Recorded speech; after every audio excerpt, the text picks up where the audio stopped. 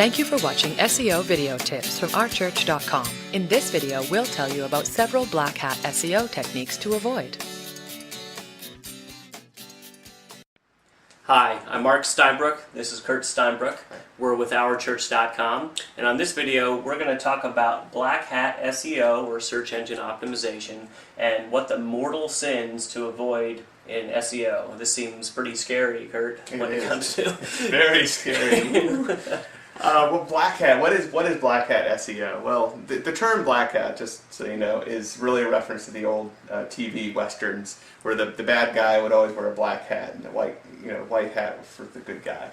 And so that's what it's referring to. Are people breaking the rules and all this kind of stuff to try to get ahead in the search engines? There's really nothing, generally speaking, there's usually nothing morally wrong with what's going on. I mean, if you're hacking people's sites, okay, that's an issue. But usually it's more of a risk-reward type thing. And the real risk here is that these are things that the search engines have said, look, if you do these things, we're going to consider, or we're basically going to treat you like you're trying to manipulate us, and we're just going to either penalize you or kick you out. Okay, so imagine your site no longer in Google and what that will do to your site. That's the risk that you're taking with these things. So personally, I think they're things to avoid. The trick is that they're also things that tend to work. And that's really the seduction of it, right? It's if they didn't work, then nobody would even try to do it. But they do work, and so people are lured into doing it because you can usually get quicker results, better results sometimes. It's just, if they find you, you lose everything. Right. That's the risk that you take, and it's kind of like if you cheat on a test. If you can get away with it and you have all the answers, you got 100 on the test. That's great. Take the morals out of it. Right. But if the teacher comes by and sees you with your little sheet, then you failed the test. You got a 0 and probably kicked out of school. Got in trouble with your parents, all that kind of stuff. So that's really what we're talking about. So we're going to look at some of the specific things with black hat. It's not everything, but it's just something to give you an idea of some of the major things to look out for. The first one is keyword stuffing. What this is, usually it happens when somebody realizes that they can rank better in the search engines because they used keywords on their site, and then they just went overboard. They took it too far, and so either they just created a block of text that just had every keyword they could think of, and they stuck it on the bottom of their page, or maybe they just used one keyword, but they kept adding more and more and more and more. And sometimes it's even a gradual thing. You start out and you're like, well, I'm not doing too well for this keyword, so I'm going to add it on my page. And then, I'm still not doing as well, so I'm going to add it a few more times. And then, after a few times of doing that, all of a sudden you realize, I've got this one keyword on here 50 times, and it's not natural at all. It doesn't make any sense. So when you're just shoving all these keywords in, that's something that the search engines look for, and they can certainly penalize you for it. Another thing is what's called cloaking. And what cloaking is basically any time that you show the search engines different content than what you're showing users. This can be done in a couple of different ways. One way is there are HTML little coding tricks where you can actually determine if the person viewing your site is a Google bot or a person, like a real person, or is it a search engine little bot, and deliver different content. So you're showing the search engines one thing, you're showing the people another thing. Sometimes this is done for semi-legitimate reasons. Maybe you want to show people something that's just mostly graphics. Right. And the search engines can't read that, so you're like, well, I'll just show the search engines all this real content, but the people I want to show graphics. Search engines still don't like it, even if you think that it's a legitimate reason to do it. Sometimes it's a very illegitimate reason, and we've had people who, they showed content to the search engines that was, say, maybe about automotive stuff, and then the people go and click on the link, and it's a gambling site or something. Right? It's just completely different. So whether it seems legitimate or not, you really want to be showing the search engines the same content that you're showing people. That's what they want you to do, and that's how you should do it. There's two other ways that people cloak that I want to mention, because these are actually more common. One is to try to hide text by making it the same color as the background. So you're like, okay, I don't really want to show people this really optimized text that has all my keywords in it, So I'm going to make it so they can't see it because it's the same color as the background, but the search engines will still be able to read it. Mhm. Well, search engines can read colors too, so they know when you're doing that. Right.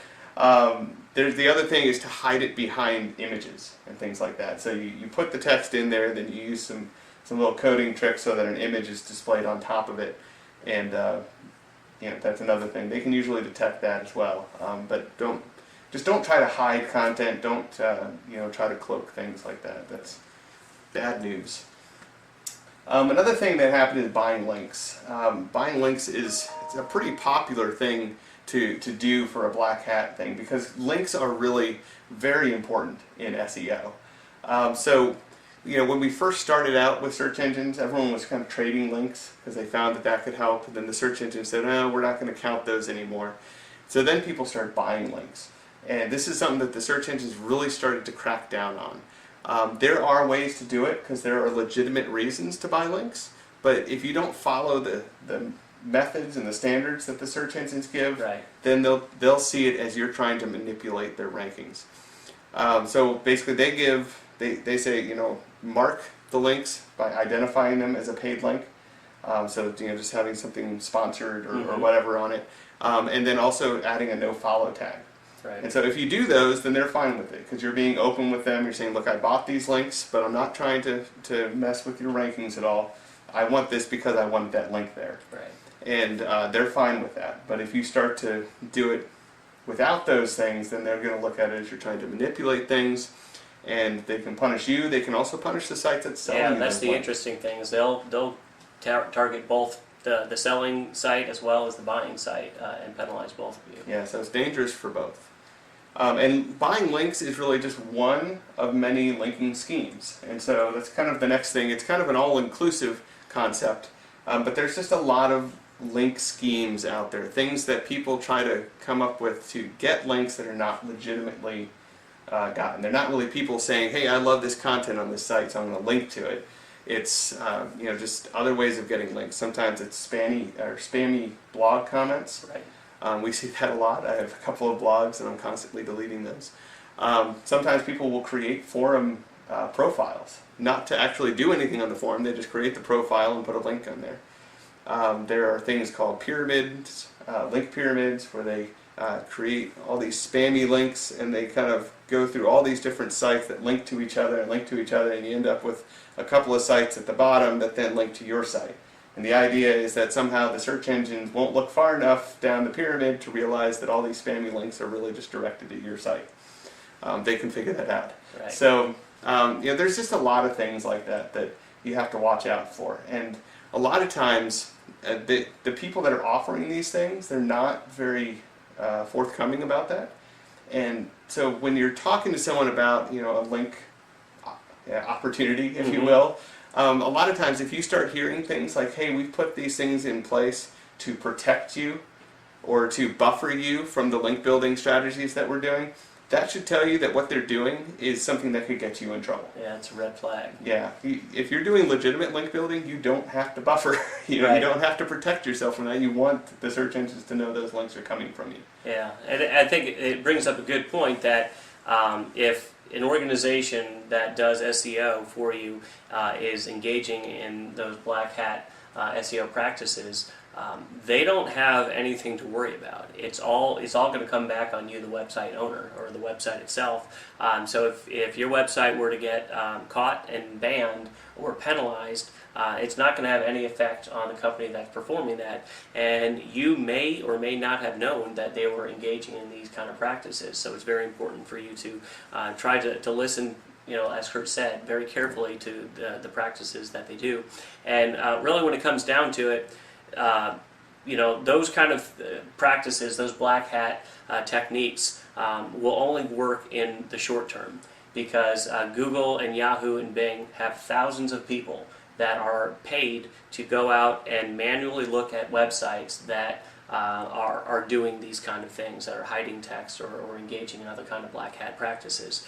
And so they are very good at doing what they do, very good at finding people or websites that are engaging in these kind of practices. And so it is a very short-term gain that you will get, and as a result, you could have some very long-term problems. Yeah, absolutely. There were some recent updates when Google was going against a lot of these things. There were a lot of companies that lost everything. Yeah. And one other link scheme that I'm going to mention, just because it's been pretty popular lately, is something called private blog networks, which are basically a network of thousands of blogs that you can buy into, and you then submit your own content, if you will, that can have some of your links on it.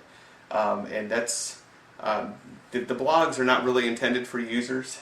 They try to tell you to put in legitimate content and everything, but generally speaking, it's usually a lot of spammy stuff that just has links. But it's something that the search engines have very specifically said, don't do this. And they've actually taken down several of the private blog networks. Like, they have infiltrated them and figured out what they all are and just wiped them out. Wow. So something to avoid. Yeah, so as a summary, Black Hat SEO, the mortal sins to avoid: keyword stuffing, cloaking, buying links, and just overall link schemes are things that you want to avoid. And as Kurt mentioned before, these are just a few of the many different things, black hat techniques that people engage in and try to game the system that you should try to avoid. So we want to thank you for taking the time to watch this video. I hope that it has been informative. And if there's anything that we can do for you here at OurChurch.com to help you accomplish your goals or mission online, please email us at support@OurChurch.com.